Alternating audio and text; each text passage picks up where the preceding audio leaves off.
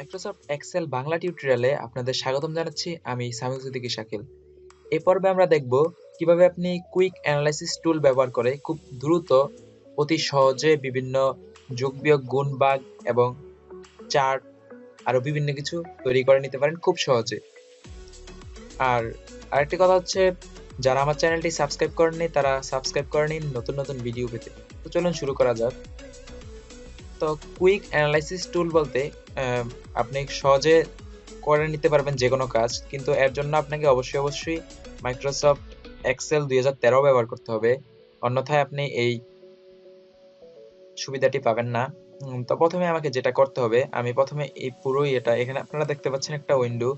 এখানে আমার পুরো আমার হিসাবটা সিলেক্ট করতে হবে। ধরেন আমি এখানে সিরিয়াল নাম্বার, নাম, জানুয়ারি, ফেব্রুয়ারি, মার্চ আমার ইচ্ছে মতো আমি একটা হিসাব করে নিয়েছি। এখন আমি এটা প্রথমে সিলেক্ট করলাম। সিলেক্ট করার পর একবার নিচে আসবেন, আসার পরে এখানে যে দেখতে পাচ্ছেন এটা শুধুমাত্র 13তে পাবেন।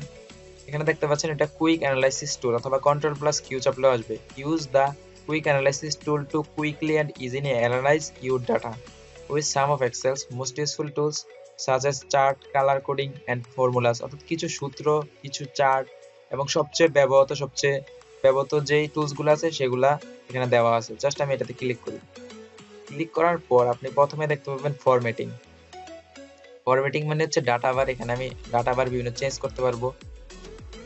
এখানে আমি এখানে দেখতে পাচ্ছেন এই যে চেঞ্জ হচ্ছে, কিন্তু এই যে এটা চেঞ্জ হয়ে যাচ্ছে। ওকে, প্রথমে ফরম্যাটিং যাওয়ার পর এখানে আপনি দেখতে পাবেন চার্ট। আমি এখান থেকে খুব সহজে, অর্থাৎ আমি এখান থেকে কি পাচ্ছি, ফরম্যাটিং, চার্ট, টোটাল, টেবিল আর বিভিন্ন কিছু। তো আমি এখান থেকে প্রথমে এটা যদি সিলেক্ট করি তাহলে উপরে দেখতে পাচ্ছেন, আপনারা প্রিভিউ দেখতে পাবেন। এখানে যদি জাস্ট ক্লিক করে দিই তাহলে এটা অটোমেটিক একবারে চলে আসবে।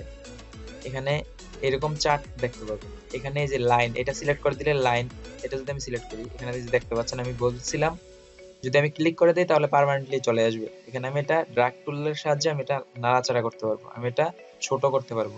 দেখুন একদম ছোট হয়ে গেছে। আমার ইচ্ছা মতো আমি বড় ছোট করতে পারবো। ওকে, তো ধরুন আমার এটা আমি ডিলিট করে দেই। আমি আবার সিলেক্ট করি, আবার দেখুন এই যে এভাবে সিলেক্ট করলাম। সিলেক্ট করার সাথে সাথে নিচে যে দেখতে পাবেন যেটা হচ্ছে কুইক অ্যানালাইসিস টুল। এখান থেকে আমরা চার্টে ছিলাম, এখান থেকে আমি যেটা দেবো ঠিক সেটাই আসবে। এটা দিলে এরকম, এটা দিলে এরকম। যদি মোট চার্ট দেই তাহলে আরো আরো চার্ট আসবে। এই যে এখান থেকে দেখবেন যে রিকমান্ডেড অথবা অল চার্টে যদি ক্লিক করি তাহলে আপনি এখান থেকে দেখতে পাবেন যে লাইন, তারপরে টিআই, এরিয়া, এক্স ওয়াই। এই যে এখানে আপনি প্রিভিউ দেখতে পাবেন। এখানে নিলেই হোভারটা অর্থাৎ মাউসটা নিলেই এখানে এটা অনেক বড় হয়ে যাবে। কম্বো এরকম নিতে পারেন। তারপর আপনি এরকমও নিতে পারেন, এখানে দেখতে পাচ্ছেন। এটা নিতে পারেন, এটা নিতে পারেন। এভাবে আপনি চ্যাট, আমরা দেখলাম এভাবে আপনি চ্যাট ব্যবহার করতে পারেন। চার্ট, ওকে। তারপর হচ্ছে টোটাল। দেখুন টোটালটা অত্যন্ত মজার একটা জিনিস। এখান থেকে আপনি যদি সামে ক্লিক করেন তাহলে আপনি দেখতে পাবেন যে এখানে একদম নিচে নিচে দেখবেন যে সবগুলো সংখ্যার সাম কত আসে, অর্থাৎ যোগফল কত আসে। খুব সুন্দরভাবে সেটা আমার কোনো কিছু করা ছাড়াই সেটা চলে আসছে। এটা হচ্ছে সাম, অর্থাৎ আমরা জানি সাম মানে হচ্ছে কোনো যোগফল। এরপর এটা হচ্ছে এভারেজ, অর্থাৎ যতগুলা সংখ্যা আছে মোট যোগফলকে যতগুলা সংখ্যা আছে অতগুলা সংখ্যা দিয়ে ভাগ করলে সেই এভারেজ আমরা পেয়ে যাবো। এখানে যদি আমি দেখি, এখানে জাস্ট নিলে দেখেন এখন এভারেজটা চলে আসছে। এখানে আপনারা দেখতে পাচ্ছেন নেমের ঘরে এখানে ডিআইবি, এখানে লক্ষ্য করুন ডিআইবি, অর্থাৎ এটা নামের কারণে এভারেজ করতে পারেনি। এরপরটাতে দেখুন সংখ্যা থাকার কারণে এভারেজ হয়ে গেছে। এরপরটা কি কাউন্ট, অর্থাৎ কোন ঘরে কয়টা করে সংখ্যা আছে। আমরা জানি যে এখানে সিরিয়াল নাম্বার, নেম একদম সবগুলাতেই 10টা করে সংখ্যা আছে, অর্থাৎ সবগুলা ঘরই ফুলফিল। এই জন্য সবগুলাতে 10 করে চলে আসছে, মোট কতগুলা সংখ্যা আছে। এরপরটা কি পার্সেন্টেজ, অর্থাৎ পার্সেন্টেজ অনুসারে কত আসে সেটা আমরা 0. এখানে ইংরেজি নেমের ঘরে ইংরেজি থাকার কারণে 0.00 আসছে, বাকিগুলাতেও চলে আসছে। তারপরে রানিং টোটাল, অর্থাৎ মোট কত টোটাল। এখানে আপনারা দেখতে পাচ্ছেন যে আমাদের রানিং মোট কত টোটাল সেটা চলে আসছে। এখানে আমি এখান থেকে আমি আরো বিভিন্ন কয়েকটা আরো নিতে পারি। আর বেশি কিছু নেই, রানিং টোটাল এতটুকুই। আচ্ছা, আমরা টোটাল পর্যন্ত দেখলাম। এরপর একটা হচ্ছে টেবিল।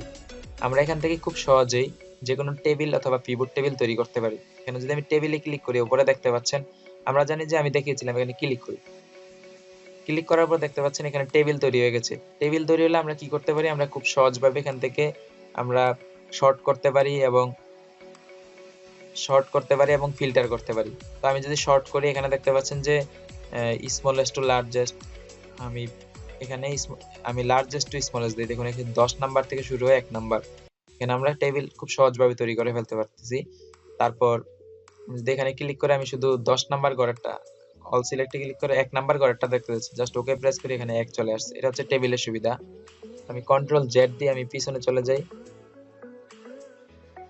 আবার Ctrl+Z দিই, এখানে এরকম ছিল। তা আমি জাস্ট আবার ক্লিক করি, এখান থেকে টেবিলে যাই, এখানে আমরা টেবিলটা দেখলাম। এবার আমরা পিভট টেবিলে যাই, পিভট টেবিলে জাস্ট ক্লিক করি, করার পর এখানে অটোমেটিক একটা জায়গা নিয়ে নিয়েছে। এখানে দেখতে পাচ্ছেন যে এখানে আমার সিরিয়াল নাম্বার দেওয়া আছে এবং এখানে পাশে জানুয়ারিটা সিলেক্ট করলাম, জানুয়ারিটা কেটে দিলাম, এখানে জানুয়ারি চলে গেছে। আমি মার্চ দিয়ে দিই।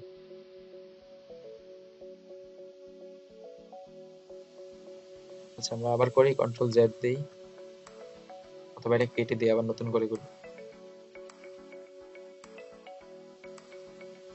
আচ্ছা এটা ধরেন এরকম আছে, তারপর আবার সিলেক্ট করলাম, তারপর এখান থেকে টেবিলে যাব, তারপর পিভট টেবিল, এখান থেকে আমি ইচ্ছা করলে এখান থেকেও সেম শর্ট করতে পারবো এবং আমি ফিল্টারিং করতে পারবো।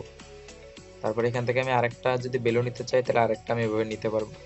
যদি মার্চও নিতে চাই, তাহলে মার্চও বেলুর মধ্যে দিয়ে দিলাম, সবগুলো দেখতে পাচ্ছি। এবং এখান থেকে আমি যদি 3 নাম্বারটা শুধু দেখতে চাই, তাহলে 3 সিলেক্ট করে তারপর জাস্ট ওকে প্রেস করি, এখানে 3 নাম্বার, যদি 3 এর বাকি সবগুলা চলে আসছে এভাবে। ওকে, আমরা Ctrl+Z দিয়ে আবার পিছনে যাই,